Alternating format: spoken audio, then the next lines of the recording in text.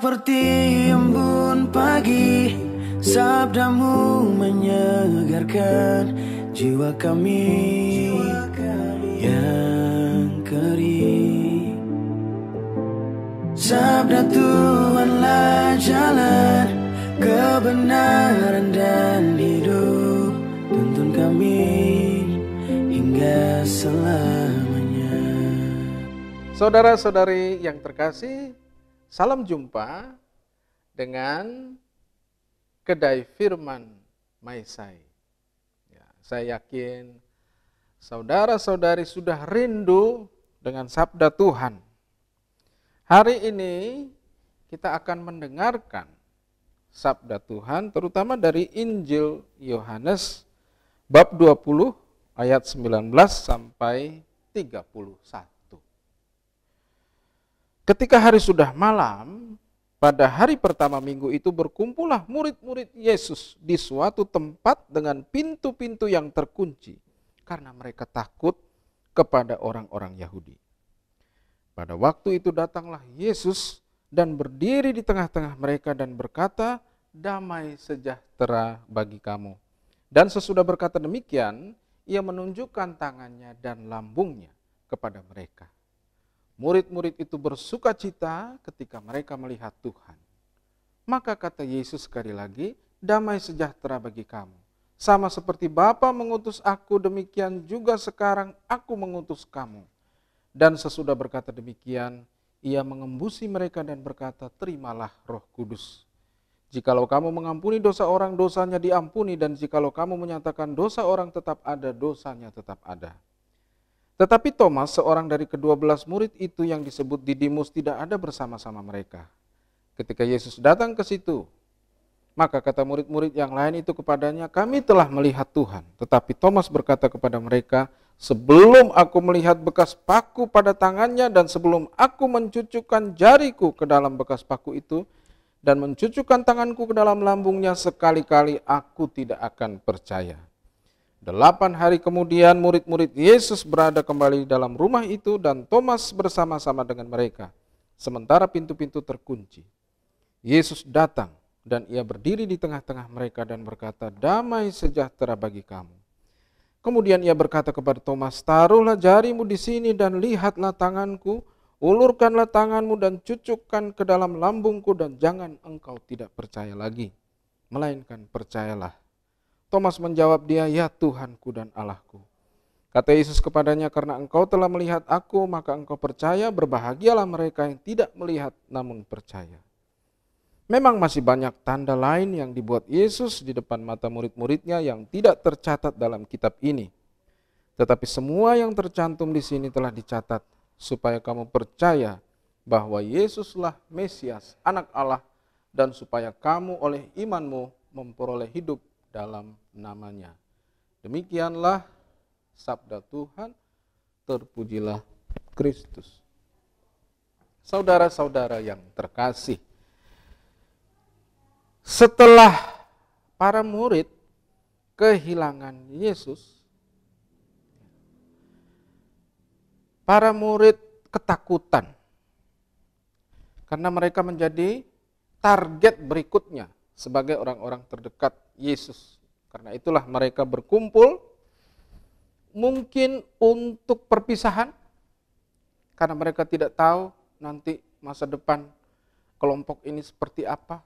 Mungkin juga untuk membicarakan, ya, menguatkan, kita tidak tahu apa yang mereka pikirkan. Yang jelas semua pintu terkunci dan mereka takut kepada orang-orang Yahudi. Waktu itu Yesus menampakkan dirinya kepada para murid.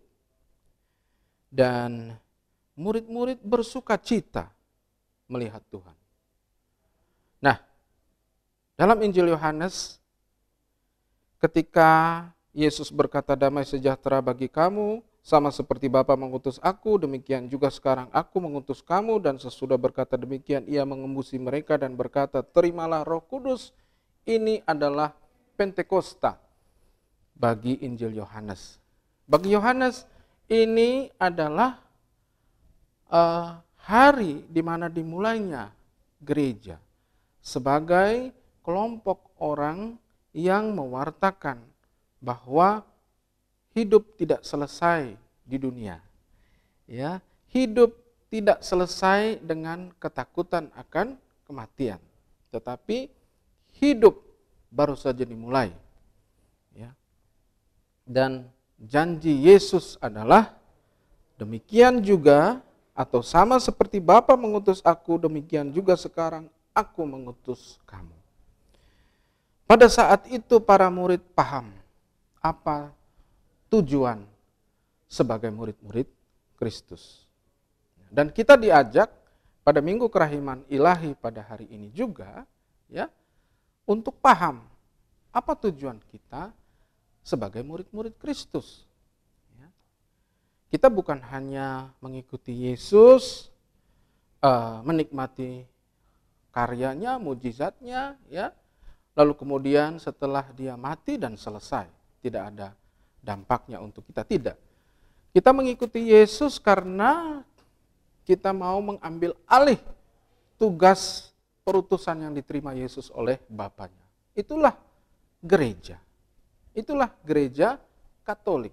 Untuk itulah saya menjadi murid Kristus. Bukan hanya sekedar hidup, tetapi untuk mengambil alih tugas perutusan Kristus. Sekarang, apa yang dibuat oleh Kristus? Ya. Apakah kita juga harus bisa sembuhkan orang? Apakah kita juga harus bisa buat mujizat? Apakah kita juga harus bisa memperbanyak roti?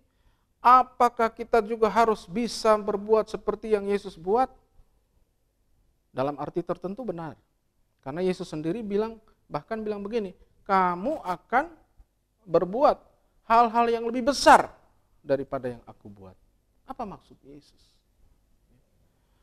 Benar bahwa Yesus membuat mujizat, banyak mujizat, menyelamatkan orang, mengajar dengan kuasa. Ya, kuasa yang dari atas, bukan kuasa yang dia peroleh karena dia belajar kitab suci, tapi dia menerima kuasa dari Tuhan. Orang-orang Yahudi mengakui, Anda mengajar dengan kuasa yang berbeda daripada ahli teman-teman kami atau pemuka-pemuka agama kami. Nah, yang Yesus wariskan adalah bagaimana kita sebagai murid Kristus memperkenalkan kasih Allah dalam hidup kita. Itulah yang Yesus buat. Hari ini Minggu Kerahiman Ilahi. Ya. Minggu di mana kita mau merenungkan bahwa karena kerahiman ilahi itulah kita masih hidup sampai sekarang ini.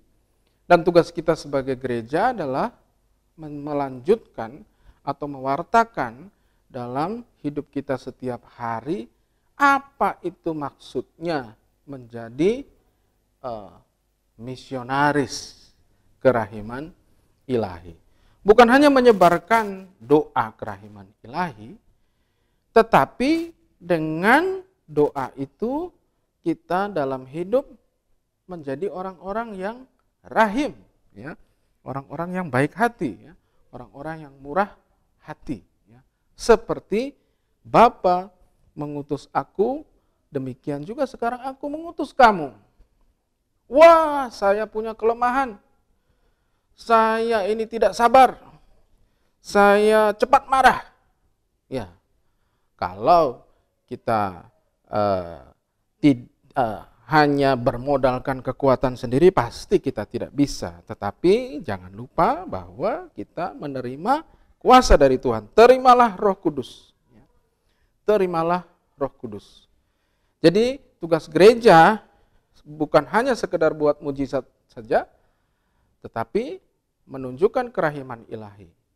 Dengan kita menunjukkan kerahiman ilahi, kita mengharapkan ada mujizat. Disitulah mujizat terjadi ketika orang-orang mengalami kebaikan kita, kerahiman ilahi itu yang kita rayakan secara khusus pada minggu ini. Nah, saudara-saudaraku terkasih, pencinta kedai renungan Maisai ini, sudah seberapa seringkah kita menyadari tugas kita sebagai rasul kerahiman ilahi?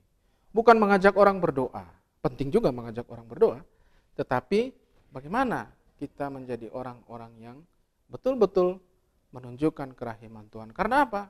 Karena Tuhan sudah mengutus kita. Bukan soal bahwa kelemahan-kelemahan kita yang menghalangi kita, kita tidak melihat kelemahan kita. Tuhan tidak menghitung dosa, ingat. Tuhan memperhatikan iman. Karena itu dengan iman yang teguh kita bisa berkata, saya siap diutus menjadi rasul kerahiman ilahi. Tidak tunggu tua, tidak tunggu pensiun, tetapi sejak dari masa muda, sejak waktu kita masih kuat. Ya. Nah, marilah kita bersama-sama menghayati tugas gereja ini. Ya. Gereja ingin menunjukkan, dalam gereja Katolik ada 4 cara. Ya, Yesus hadir. Kerahiman Allah itu hadir dengan 4 cara, lewat 4 cara ini. 1, lewat firman Tuhan. Lewat kitab suci. Ya. Saya memegang Alkitab yang besar. Ya. Ini adalah bukti kerahiman ilahi.